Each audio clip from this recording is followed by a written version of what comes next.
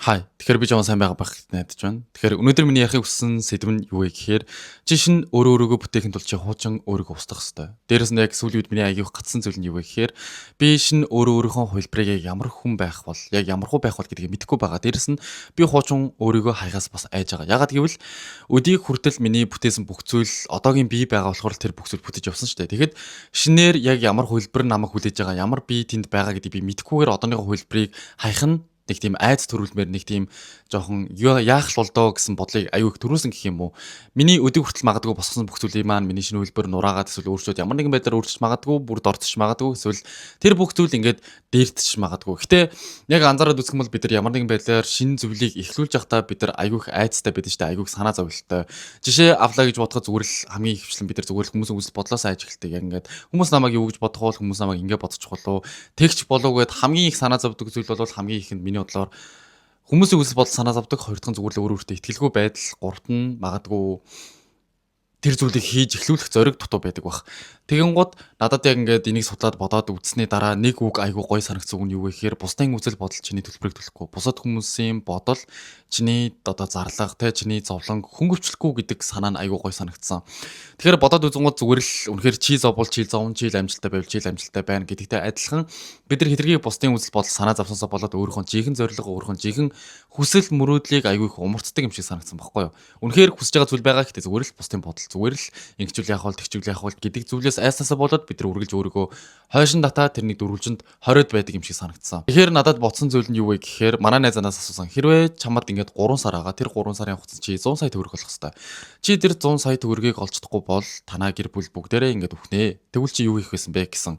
Тэгээд би юу хийх байсан бол гэж бодонгууд за магадгүй би маш олон газар руу магадгүй солонгостойгоо маш олон газар руу би ингээд имэйл бичээл те Монгол хүмүүстэй хамтрах уу эсвэл ингээд Монгол ажилтай болвол тэнд нь ингээд ямар нэгэн зүйлийг би сурчилж өгье ингээд хийе гэдэг ч юм уу эсвэл энэ тэнд зүгээр л мэйл бичээл оронтой хайгаал юм уу ямар нэгэн байдлаар маркетинг ч юм уу олон талын арга замуудыг би хайгаад яаж иж байгаа тэр 100 сая төгрөгийг олохын төлөө бид 3 сарын дотор бүх зүйлийг туршиж үзэх байсан байгаа байхгүй юу. Тэгэн гууд яг үнэхээр бодит байдал дээр мэдээж манай гэр бүлийнхэн 3 сарын дараа өхнө гэж байхгүй. Би надад мөнгө хэрэгтэй байгаа ч гэсэндээ би тэр 100 сая төгрөгийг олох гэж тэгэж их яарахгүй. Дээрэс нь магадгүй тийм зүйл байхгүй учраас би хайртай хүмүүсээ алдахгүй учраас магадгүй би нөгөөнийг эрсдэлээ алах модыг хийж чадахгүй байх. Ягаад гэвэл надад алдах зүйл маш том байгаа. Тийм учраас би надад байгаа бүх зүйлийг би оролдож үзэж байгаа. Би зүгээр л бүх газрууд руу имэйл бичдэг ч байна уу, бүх газрууд руу очиж уулздаг ч байна уу, хүмүүстэй ингээл контакт хийгээл холбогдоод би байж болох бүхэл аргыг хэрэглэн ягаад гэвэл тэнд надад алдах маш том зүйл байгаа учраас. Тэгмүүд бодит байдал дээр надад алдах зүйл байхгүй. Тэгмүүд би юу гэж бодож байгаа вэ гэхээр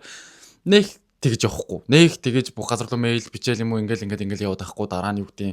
За бас тэгж бичих гэж одоо хайшинч гэдэг юм уу тэгээд яваад ахын ч бас тэнэг ч юм уу гэдэг ч юм уу ямар нэгэн байдлаар би зүгээр ингээд тэр 100 сая төгрөгийг би олох гэж тэгж их хичээж юм уу өөрийнхөө бүтэн потенциалыг гаргаж тэгж их хичээхгүй гэсэн үг. Тэнгууд бодит байдал дээр яг ялгаа нь эндэл байдаг. Яг бид нар үнэхээр л ямар нэгэн зүйл толгомцсон асуулт гараад бид нар даалдах зүйл маш их байх юм бол бид нар тэр зүйл нь юу ч байсан тэр зүйлийг авахын төлөө бид нар зөвхөн бүх зүйлээ зориулна. Бага бүх боломжоо надад юу байгаа л би юу чадах вүлээ би юу хийх вүлээ. Бид нар яг үнд юу хийхэд бэлэн юугаач зориулахад бэлэн зүгээр л өдөр хоног цаг хугацаа маш үнэтэй юм шиг санагдаад тэр зүйлийг авахын төлөө бүх зүйлийг хийн.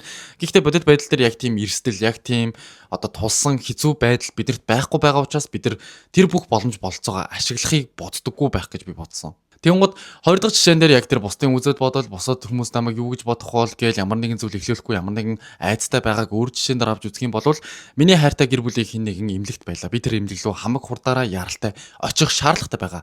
Миний гол зорилго бол хамгийн хурдаараа тэр эмнэлэгт яаж иж байгаа л гүйж очих. Жишээ авлаа гэхэд би одоо ингээд дөнгөж өглөө ингээд унтчихлаа гэж бодоход надад гинт дуудлага хурж ирээд чи ингээд өглөө гяс эмнэлэг дээр ингээд яралтай хурж ирэх хэрэгтэй байна гэвэл би бараг л нүүр амаа угаахгүйгээр бараг л юу өмснөө бараг анзаарахгүйгээр зүгээр шууд байгаа хувцастайгаа нүүр царайтагаа би шууд гараад хамгийн хурднаараа тэр имлэг рүү би очихыг зорино шүү дээ. Ягаад гэвэл миний гол зорилго нь тэр имлэгт очих, тэр имлэгт хайртай хүнтэйгээ уулзах, биеийн байдалд нь санаа зовж байгаа, тэр хүндээ санаа зовж байгаа очиж уулзах байхад яг үнэндээ би гэрээсээ гараад тэр имлэг хүртэлх замд хүмүүс намайг юу гэж бодох бол хүмүүс намайг ямар сонин гарч ийна, нүрээ угаагүй бахта, сонио хувц өмссөн бахта гэдэг ч юм уу, гой харагч, муухай харагч гэдэг нь миний толгойн дотор хизээж орж ирэхгүй. Ягаад гэвэл би яг үндэ тэр талаар бодох тэмсэхэ байхгүй шүү дээ. Яг л надад тийм тийшээ эмнэлэг рүү очих шаардлагатай зүйл байгаа удаага учраас би хизээж тэр замдаа ингээд жижиг сажиг хоол унд харагдах үзэмж би тэрний талаар огт бодохгүйгээр би зүгээр л гол зорилгоогоо хамгийн түрүүнд тэмүүлнэ. Тэгэнгუთ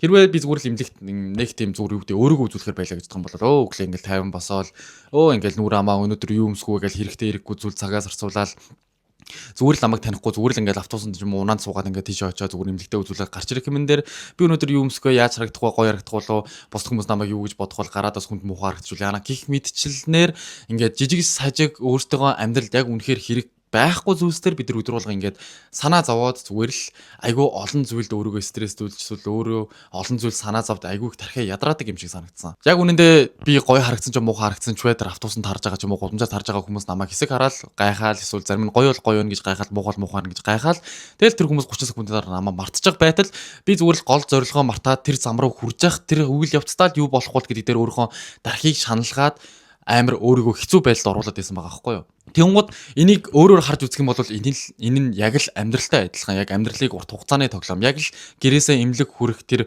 зам гэж тодорхойлох юм бол энэ дунд асар олон зүйл тохиолдож байгаа. Заримдаа би гоё харагдан, заримдаа би муу харагдан, заримдаа би бүтлгүүдэн, заримдаа би амжилтанд хүрнэ гэх мэтчлэн яг тэр гэрээсээ имлэг хүртэлх хугацаанд тэр дунд маш олон зүйл тохиолдно. Гэхдээ гол зорилго нь би тэр имлэгтээ хүрч чадсан уу? Би яг тэр гол зорилготоо хүрсэн үү гэдэг л байгаа болохоос ш яг тэр дунд би тухайд муухай харагдчихсан уу? Би ядарсан байсан уу? Би гой харагдчихсан уу гэдэг нь яг үнэндээ хинт ч хамаа байхгүй, юунд ч хамаа байхгүй. Тэгэхээр яг өөрийнхөө өнцгөөс хүмүүс намайг юу гэж бодох бол би ингээд хачин болов, би ингээд муухай болов, намайг юу гэж бодох бол гэж айхаасаа илүүтэй урт хугацаанд бодоод чиний зорилго үнэхээр л тэр цэгт хүрэх юм бол зүгээр л тэр цэгтээ хүрэхтэй л анхаарах хэрэгтэй. Тэрнээс биш тэр дунд ямархуу байдал өрнө үү гэдэг нь яг үнэндээ тэр талаар баг бодож хэрэггүй зүйл байгаад байгаа байхгүй юу? Тэгэхээр зүгээр яг ингээд 3 дахь хүний нүдээр хараад одоо ингээд амьдралыг 3 дахь хүний нүдээр харах юм бол яа харахгүй яг ийм зүйл байгаад байгаа. Тэгэнгუთ зүгээр шатар дээр ч гэсэндээ жишээ авлаа гэж бодох юм бол бид нар хэрвээ шатрыг дээрээс нь биш бид нар яг дотор нь ороод ингээд дотор нь ороод ингээд шатрын хүү байсан болвол бид нар ингээд юу болж байгааг ингээд хараад